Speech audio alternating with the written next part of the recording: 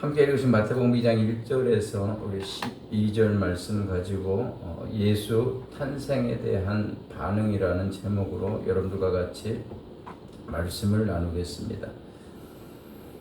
어느 날 공자가 이렇게 제자들과 함께 이제 길을 가고 있었습니다. 그런데 길 옆에서 한 사람이 소편을 보고 있는 겁니다.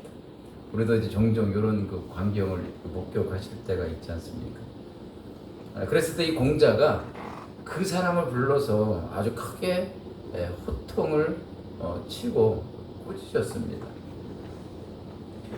그리고 계속 길을 가는데 이번에는 큰 대로에서 한 사람이 큰 일을 보고 있는 거예요. 아까 소변을 봤다면 이번에는 큰 그 대로에서 대변을 보고 있는 겁니다. 그때 제자들은 공자가 그 사람에게 아주 그냥 불벼락을 내릴 줄로 알았어요. 근데 공자의 반응은 전혀 달랐습니다. 본척 만척하고 그냥 지나치는 겁니다. 제자들이 이상해서 물었습니다. 선생님, 저 사람은 아까 그 사람보다 더 큰 잘못을 했지 않습니까? 그런데 왜 그냥 지나치시는 겁니까? 그때 공자가 이렇게 말하는 겁니다. 저 인간은 아무리 야단쳐도 들을 인간이 아니기 때문이야 라고 그렇게 말했습니다. 이것은 무엇을 우리들에게 이야기를 해주냐면 공자가 가르침을 줄 때 상대의 반응을 감안했다. 그래서 파악했다라고 하는 내용입니다. 실제로 우리들이 어떻게 반응하느냐에 따라서 우리 인생의 그 길들이 달라집니다. 마찬가지로 이 교훈을 우리 신앙생활에도 마찬가지로 적용을 할 수 있는데 바로 이제 하나님의 말씀에 대해서 우리가 바르게 반응할 때 그럴 때 우리가 얻는 신앙의 결과는 달라집니다.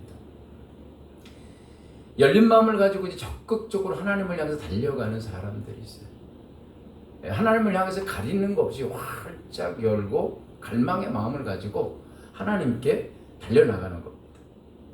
이런 사람들은 하나님께서 그들을 다듬어 나가시기가 참 용이에요. 왜냐하면 하나님에 대한 갈망이 있죠. 그리고 문을 활짝 열고 하나님을 향해 달려나가는 겁니다.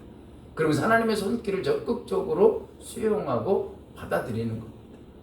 그럴 때 하나님은 그 사람들을 잘 다듬으실 수가 있어요. 그리고 그 사람들을 세상의 어둠을 밝히는 그러한 하나님의 빛으로 삼으실 수 있습니다. 오늘 본문에는 예수님의 탄생 소식을 들은 세 부류의 반응이 나옵니다. 첫 번째 부류는 헤롯 왕입니다. 이스라엘의 왕은 세상의 왕들과 다릅니다. 어떤 면에서 다르냐면 바로 하나님의 대리자예요. 하나님께서 당신의 대리자를 이 땅의 왕으로 세우시는 겁니다. 그래서 왕 위에 오른 사람은 그 자리에서 무엇을 해야 되냐면 자기 뜻을 펼쳐서는 안 돼요. 바로 하나님의 뜻을 항상 염두에 두고 하나님의 뜻을 바르게 펼쳐야 합니다. 그리고 맡겨진 하나님의 백성들을 바르게 인도해야 될 그런 책임이 부과되어 있었던 자리가 왕의 자리입니다. 그런데 오늘 본문에 나오는 헤롯 왕은 전혀 하나님과 관계없이 움직였습니다. 이 헤롯 왕에 대해서 우리들이 살펴보면 헤롯 왕은 에돔 출신입니다. 즉 전통 유대인이 아닌 겁니다. 그래서 이 사람이 항상 머릿속에 열등감이 있어요. 어떤 열등감이 있냐면 자신의 정체성에 대해서 자신이 없는 거예요. 그런 열등감을 갖고 있는 사람이었습니다. 그래서 유대인들의 환심과 인정을 얻기 위해 몸부림쳐요. 그 중에 하나가 바로 정략 결혼을 하는 겁니다. 유대 정통 그 가문의 사람하고 결혼을 하는 거죠.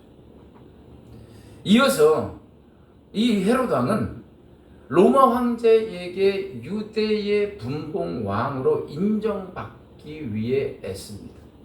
그래서 로마 황제에게 여러 도시를 지어서 바쳤습니다. 그런데 그 밑에 있었던 그 백성들이 얼마나 고생이 심했겠습니까? 이어서 헤롯은 자신의 왕위를 지키고자 수단과 방법을 가리지 않았습니다. 그런 자신의 왕위를 지키기 위해서 자신의 아내와 자식들을 가차없이 제거를 합니다.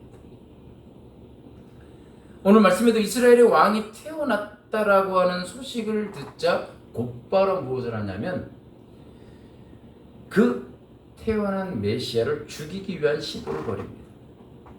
그래서 실제로 헤롯은 2살 아래의 남아들을 살해하는 그런 만행을 저질렀습니다. 이럴 때 우리는 헤롯 왕이 얼마나 철저히 자기중심적인 사람인지를 알 수 있습니다. 헤롯에게는요, 하나님도 없어요. 그리고 헤롯에게는 가족도 없었습니다. 헤롯은 온통 무엇으로 가득 차 있냐면 온통 자기로 꽉 차 있는 사람이었습니다. 그래서 누구도 자기 안에 들어오는 걸 용납하지 못했습니다. 오로지 자기로만 꽉 채웠고 자신의 왕국 안에서 살아갔습니다. 성경은요, 현대의 신앙인들이 경계해야 될 우상은 무엇이라고 이야기하냐면 돈이다 라고 이야기합니다. 그래서 만몬이라고 그러죠. 마태복음 6장 24절입니다. 한 사람이 두 주인을 섬기지 못할 것이니 호기를 미워하고 저를 사랑하거나 호기를 중히 여기고 저를 경히 여김이라. 너희가 하나님과 재물을 겸하여 섬기지 못하느니라. 우리들에게 있어서 그 돈의 위력이 얼마나 대단한지를 우리들은 실감하고 그렇게 살아갑니다. 그런데 이 현대인들에게 있어서 이 물질에 대한 그러한 유혹 못지않게 강력한 유혹이 있습니다. 그것은 무엇이냐면 바로 이기심과 자기중심적인 그러한 뜻도입니다. 헤롯처럼 자기를 꽉 채워 사는 사람은 어떤 자리에 서게 되냐면 하나님으로부터 세움을 받았습니다. 그럼에도 불구하고 하나님을 배척하는 자리에 서게 됩니다. 이게 바로 자기로 꽉 차 있는 사람에 서게 되는 자리입니다. 그래서 이런 분들은요, 먼저 무엇을 해야 되냐면 자신 안에 가득 찬 자기라고 하는 그런 우상을 베어내는 작업을 해야 합니다.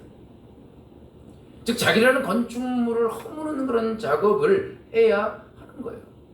이게 가장 우선시 되어져야 됩니다. 그래서 그곳에 내 안에 무엇을 만들어야 되냐면 나로 꽉 차 있었던 그 내 안의 공간을 바로 나를 허물고 나의 우상이라 나라고 하는 그런 우상을 베어내고 하나님의 나라가 세워질 수 있는 하나님의 건축물이 세워질 수 있는 그러한 공간을 만들어 나가야 하는 겁니다.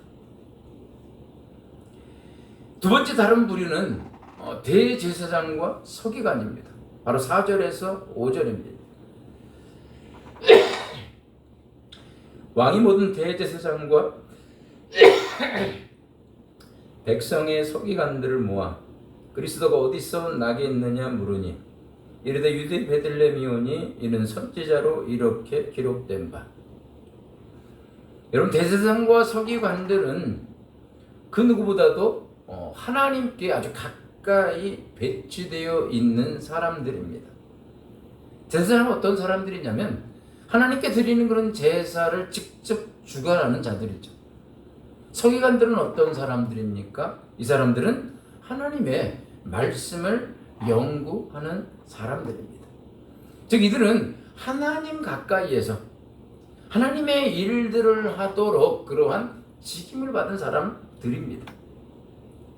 뿐만 아니라 이들은 이스라엘을 구원할 메시아가 오신다라고 하는 그런 사실을 그 누구보다도 잘 알고 있었던 사람들입니다. 그래서 헤롯 왕이 물었죠. 메시아가 어디서 날 것이냐? 라고 물었을 때에 즉시 대답합니다. 지체하지 않아요. 곧바로 이야기합니다. 유대 베들레헴입니다. 라고 지체하지 않고 대답할 정도로 아주 정확하게 메시아에 대해서 알고 있었어요. 메시아가 이 땅에 오실 거다라고 하는 것을 정확하게 알고 있었습니다. 그런데 이렇게 하나님 가까이에서 서 있었던, 하나님 가까이에서 봉사했던 이들이 보여주는 모습이 오늘 본문에는 너무 실망스럽습니다. 그들은 박사들로부터 유대인의 왕, 즉 메시아가 태어났다는 소식을 들었습니다. 그러면 어떻게 해야 돼요? 아, 태어나셨습니까? 아, 드디어 오셨군요. 라고 하는 그러한 반응을 보여야 되죠. 근데 이들은 아무 반응을 보이지 않아요. 그 누구도 기뻐하거나 감격하지 않습니다. 그리고 그 누구도 메시아를 만나기 위해서 찾아 나서지 않았다는 사실입니다. 참 아이러니하죠.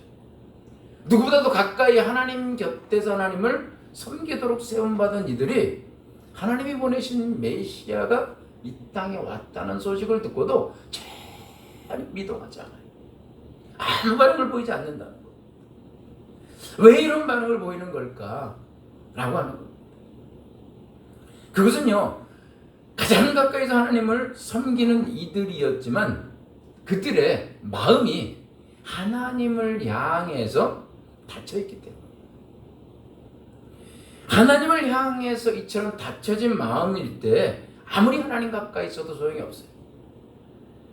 그곳에는 하나님의 역사가 일어날 수 없습니다. 하나님의 은혜를 정말 충분히 받을 수 있는 그러한 환경과 상황과 그런 자리에, 그런 시간이 충분히 배려되어져 있다 할지라도 우리들의 마음이 하나님을 향하여 닫혀져 있어요. 조금도 갈망이 없습니다. 무관심해요. 사모함이 없습니다. 그럴 땐 하나님의 역사가 일어날 수 없습니다. 이스라엘의 초대왕 사울도 마찬가지였습니다. 그는요, 하나님의 대리자로 세움받았습니다. 그러나 사울의 마음은 하나님께 닫혀 있었습니다. 대신 그의 마음이 어디를 향해 있었느냐? 자신의 왕국을 구축하는데 그의 마음이 탁 쏟아졌던 거예요. 그래서 그가 왕으로 세움받은 이후에 전력해서 했었던 일은 뭐냐면 힘 있는 사람들을 불러 모으는 거예요. 그래서 자신의 왕국을 힘있게 구축해 나가는데 에너지를 다 쏟았습니다. 하나님을 향해서 닫혀져 있고 자신의 왕국을 구축하는데 온 힘을 기울였다는 거죠. 그랬을 때 사울에게서는 하나님의 역사가 더 이상 진척되어질 수 없었습니다. 하나님은 그런 마음을 충분히 갖고 계셨죠. 그래서 그 사울 옆에 사무엘이라고 하는 그러한 탁월한 영적 스승도 탁 붙여주신 거예요. 근데 사울이 하나님을 향해서 문이 닫혀 있을 때 그를 통해서 하나님의 역사가 진척되어지지 않는 겁니다. 이런 대제사장과 서기관들 같은 이들이 오늘 신자들 가운데도 있습니다. 교회는 다닙니다. 그리고 예배를 드립니다. 근데 신자의 무리 안에 있지만 하나님을 향해서 그들의 눈이 닫혀 있고요, 귀가 닫혀 있고 마음이 닫혀 있어요. 그래서 하나님에 대해서 아주 냉담하고 무관심하고 습관적으로 왔다 그냥 가는 겁니다. 그래서 캐톨릭에서는 이런 분들을 뭐라고 이야기하냐면 냉담 신자라고 그렇게 이야기해요. 냉담 신자. 이게 우리가 쓰는 용어하고 좀 다르죠. 근데 이렇게 다른 종교에서 캐톨릭에서 쓰는 이런 그 용어들을 볼 때 참 그 신선하게 그 의미가 이렇게 다가와요. 냉담 신자라고 그렇게 이야기합니다. 이런 냉담과 무관심의 반응은 하나님 가까이 있어도 그 신앙이 절대 깊이로 내려가지 않아요. 겉도는 신앙에 머물 수밖에 없습니다. 하나님은 매 시간 하늘의 문을 활짝 열어서 하늘의 그 은혜의 담비를 부어주시죠. 근데 우리의 영혼의 밭은 적셔지지 않습니다. 문이 닫혀있기 때문에 그렇습니다. 마지막 한 부류는 동방 박사들입니다.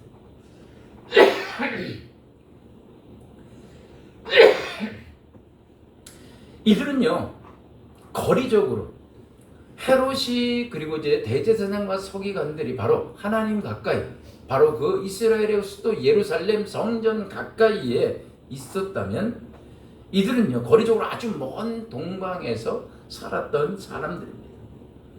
그리고 이들은요 예수님에 대해 아는 그런 지식도 그렇게 전문적이지 않았습니다.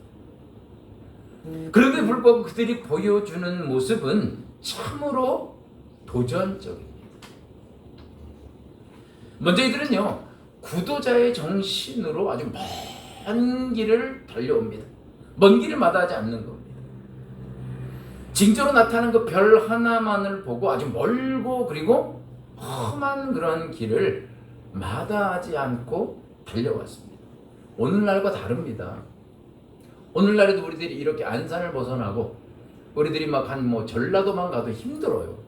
몇 시간씩 그 차를 타고 가지 않습니까? 그럼 힘듭니다. 부산까지 가면 더 힘들죠. 근데 이때 당시에 이 거리라고 하는 것은 동방에서 예루살렘 참 먼 거리. 먼 거리일 뿐만 아니라 아주 많은 그러한 위험이 잠복해 있는 그러한 여정인 겁니다. 근데 이들은 그 모든 위험 요소들을 마다하지 않았습니다. 그리고 이들은요 아기 예수를 만났습니다. 그랬을 때 아주 가장 크게 기뻐했습니다. 뿐만 아니라 이들은 자신들이 준비한 값진 예물을 예수께 아낌없이 바쳤습니다. 동방박사에서 보여지는 반응은 마치 하나님을 깊이 만난 이들이 보여주는 반응과 일치합니다. 우선 그들에게는요 하나님을 향한 갈망의 반응이 있었습니다. 즉 예수님을 경배하고자 하는 아주 뜨거운 마음이 그들 안에 있었습니다. 여러분 아무리 은혜에 진수성찬이 차려 있어도 우리가 먹고자 하는 그런 그 갈망의 마음이 없으면 소용이 없습니다. 그렇죠? 식욕이 없으면 아무리 많이 차려 있어도 먹을 수가 없죠. 갈망은 하나님을 만나기 위한 그런 필수 요건입니다. 근데 이 갈망의 반응이 누구에게요? 바로 박사들에게 있었습니다. 신명기 4장 29절입니다. 그러나 네가 거기서 네 하나님 여호와를 찾게 되리니 만일 마음을 다하고 뜻을 다하여 그를 찾으면 만나리라. 예레미야서 29장 13절입니다. 너희가 온 마음으로 나를 구하면 나를 찾을 것이요 나를 만나리라. 갈망이 있으면 하나님을 만날 수 있습니다. 이 갈망의 반응이 박사들에게 있었습니다. 다음 그들이 지닌 믿음의 반응은 지속성입니다. 참 중요한 겁니다. 동방에서 예수님을 경배하기까지의 여정은 아주 멀고 험한 거였습니다. 아까 말씀드렸지만 다양한 그런 위험의 요인도 곳곳에 포진되어 있었다라고 하는 겁니다. 하지만 이들은요 그런 다양한 장애물에도 꿋꿋하게 믿음의 여정을 포기하지 않고 지속해 나갑니다. 숱한 그러한 장애물들을 헤치고 나가는 겁니다. 이처럼 믿음의 여정을 우리들이 지속적으로 걸어간다라고 하는 것은 모든 과정이 바로 하나님의 손길 아래 있음을 믿기 때문입니다. 아멘. 좋을 때도 우리는 하나님께 감사합니다. 그리고 좋지 않은 정말 고통스러운 그런 혼란이 있고 시련이 있다 할지라도 우리는 그 속에서 하나님의 섭리가 있을 것임을 믿는 겁니다. 아멘. 그 시간을 통해서 우리들을 깎으시고 우리들을 정화시키시고 우리들의 눈을 열어주시는 하나님의 손길이 이 시간에도 나를 향하고 있다라고 하는 것을 믿고 나가는 겁니다. 그게 바로 믿음의 여정을 지속적으로 어떤 상황에서도 꾸준히 걸어가는 겁니다. 아멘. 이처럼 하나님께 대한 그런 신뢰를 가지고요. 언제든지 하나님은 함께 하셔. 어떤 상황을 통해서도 하나님은 역사하셔. 라고 하는 그 믿음. 그리고 인내와 성실로 우리들이 반응할 때 우리 안에는 하나님의 손에 의한 그러한 갈아엎어짐이 있습니다. 그래서 우리들의 믿음이 성장하고 우리들의 신앙이 성숙의 자리로 서게 되어집니다. 아멘. 마지막으로 이 동방박사들에게는요, 이 동방박사들은 아기 예수께 자신의 소중한 선물을 바쳤습니다. 즉 그들에게는 무엇이 있었냐면 하나님을 향한 감사의 반응이 있었습니다. 여러분, 감사는요 씨앗과 같습니다. 그냥 버리는 게 아니에요. 씨앗을 심는 겁니다. 우리들이 씨앗을 심을 때에 가을에 풍성한 그런 소출을 거두지 않습니까? 마찬가지입니다. 우리 하나님 앞에 작은 것에 감사할 때, 하나님이 나에게 주신 것들이 그 작은 것이라도 거기서 감사할 때에 우리 하나님은 더 큰 그런 감사의 자리로 우리를 이끌어 가십니다. 저는 이런 경험들을 이제 여러 번 저도 했는데, 제가 이제 군대에 있을 때 신앙의 전환이 확 이루어졌거든요. 근데 그 전에는 이제 하나님을 향해서 이렇게 닫혀져 있었어요. 저는 관심이 없었어요. 교회에 이렇게 이제 저는 모태신앙이니까 교회가 참 익숙한 그런 공간이고, 예배 드리러 이제 가는 거 누가 막지 않아요. 그냥 가라고 언제든지 갈 수 있고.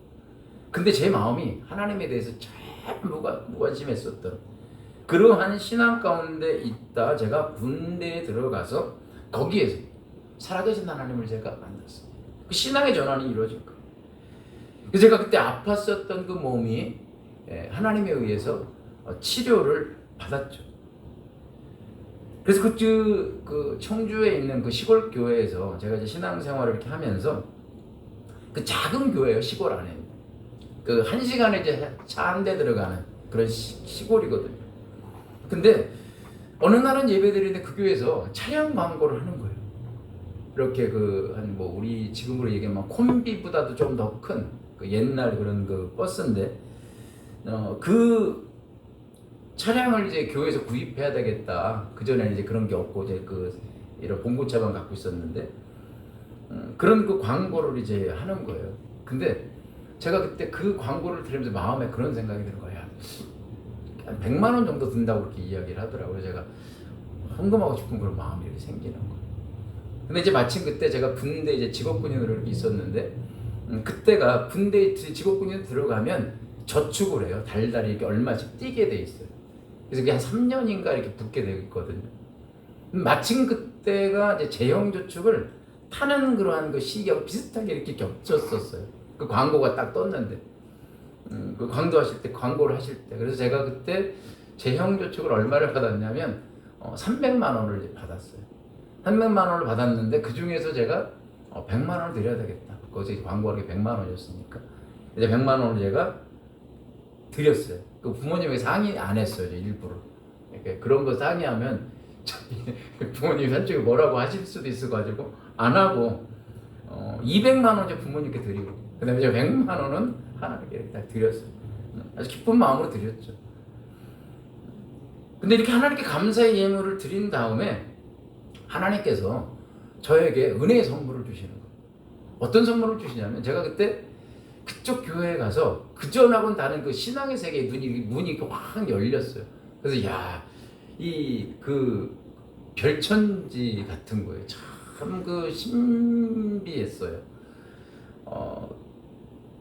거기가 그 어떤 그런 느낌이었냐면, 이렇게 일반 그 세상하고 이제 저기 이렇게 그 산 꼭대기나 그 중간쯤에 이렇게 사는 그런 그런 마을 같은 그런 느낌이었어요. 근데 제가 그때 그곳에서 예배드리는 그 분들의 그 예배드리는 모습이 너무 이렇게 은혜스러운 거예요. 조그만 애들부터 할머니까지 다 이렇게 무릎 꿇고 우리하고 달라 이제 마루거든요, 마루. 방석 깔고 이제 앉아서 예배 드리고 그러는데 찬양할 때도 이렇게 무릎 꿇고 앉아가지고요. 차라리 목이 펄쩍 뛰어 이렇게요. 애들부터 할머니까지 다 뛰면서 막 그렇게 찬양하고 기도할 때도 다 방언하고 막 이렇게 하는. 어떤 분들은 이제 방언하고 막 이러는 모습 보면은 막 그냥 막 충격받잖아요. 저 미쳤나 막 이렇게 하지 않습니까? 근데 저는 그때 그렇지 않았어요. 저는 참 그 모습이 너무 보기 좋은 거예요. 저도 이제 그래서 저걸 나도 좀 받아야겠다라고 하는 그런 마음을 먹었는데, 그래서 제가 이제 밤마다 가서 기도를 했거든요. 1시간씩 이렇게 자전거 타고 가서 이제 기도를 하고 왔는데, 근데 그때 헌금을 하고 나서 제가 그 기도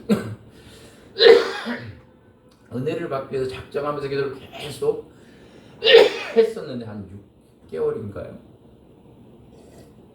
한 6개월 기도했었던 것 같아요. 근데 그때 어느 날 밤에 가서 기도하는데 하나님 이제 은혜를 주시고 성령 쫙 주셔가지고 그때 제가 그냥 방석 타고 다니면서 기도하고 막 이렇게 이쪽으로 갔다 저리로 갔다 막 하고 그리고 이제 일어나가지고 이제 성령춤도 막 추고, 왜냐면 이러는 그 은혜를 제가 받았어요. 그때 어떤 생각이 들었냐면 하나님이 내 헌금을 기쁘게 받으셨구나 라고 하는 거예요. 그러면서 하나님께서 그 드려진 그 헌금을 받으시고 제가 정말 사모하는 거 그거를 하나님께서 선물을 이렇게 다 주시는데 찔끔 주시는 것도 아니야. 그 시간에 그냥 아주 그냥 풍성하게 이제 부어주시는 거예요. 참 감사했습니다. 근데 이런 경험이 저는 여러 번 있어요. 하나님께 이렇게 감사하면서 헌금을 하고 시간을 드리고 했을 때 하나님께서 그것을 그냥 받으시지 않으시는 것을 봐요. 하나님께서 그 이상으로 하나님께서 부어주시고 그 이상으로 하나님께서 갚아주시고 채워주시는 것을 제가 많이 경험을 했습니다. 마태복음 11장 12절에 이렇게 이야기하십니다. 세례 요한의 때부터 지금까지 천국은 침노를 당하노니 침노하는 자는 빼앗느니라. 제가 하나님을 그때 새롭게 만나면서 들어왔었던 그 말씀 중에 이 말씀이 하나 있어요. 이 말씀을 보고도 제가 얼마나 은혜 받았는지 모릅니다. 천국이 침노를 당한다라고 하는 거예요. 문이 활짝 열려져 있는데 누가 그 하늘의 보화를 가져오느냐면 침노하는 사람이에요. 적극적으로 반응하는 자에게 천국은 침노당한다. 하나님이 우리들 위해서 풍성하게 예배해 놓으신 그 은혜를 가져온다는 거죠. 우리 모두는 하나님 안에 있습니다. 하나님의 이렇게 품 안에 다 이렇게 품어져 있어요. 하나님의 보호 가운데, 하나님이 부어주신 은혜 가운데 우리들이 살아가고 있습니다. 근데 과연 우리들이 어떤 반응으로 걸어가고 있느냐라고 하는 것을 한번 돌아봐야 합니다. 오늘 말씀에 나오는 헤롯처럼 제사장과 서기관처럼 반응하시면 안 됩니다. 작은 은혜의 자리를 할지라도, 그리고 열악하고 척박한 환경 속에 있다 할지라도 박사들처럼 적극적으로 반응하셔야 합니다. 아멘. 하나님의 은혜를 갈망하시고요. 그 다음에 지속적으로 여러분 믿음의 과정의 길들을 걸어 가시기 바랍니다. 아멘. 그리고 하나님께 주시는 그때그때의 은혜에 여러분 받아 챙기기만 하지 마세요. 받아 챙긴다라고 하는 건 아이예요. 그거는 유아적인 그런 신앙이에요. 우리들이 신앙이 성장하면 반응할 수 있는 거예요. 감사할 수 있고 보답할 수 있는 거. 그게 바로 하나님이 정해준 법칙이에요. 하나님께서 여러분들에게 주시는 은혜에 여러분 기쁨과 감사로 반응하시기 바랍니다. 아멘. 그러면 우리들이 서 있는 자리가 변두리이고 작은 은혜의 자리일지라도 그 자리는 옮겨집니다. 어떤 자리예요? 그 자리에 머물지 않고 하나님의 역사를 이루는 그런 중심의 자리로 옮겨져 갑니다. 그래서 그 중심의 자리에 우뚝 서시게 될 겁니다. 아멘. 우리 오늘 이것을 놓고 하나님께 같이 기도하시겠습니다. 1시간 같이 기도하시겠습니다.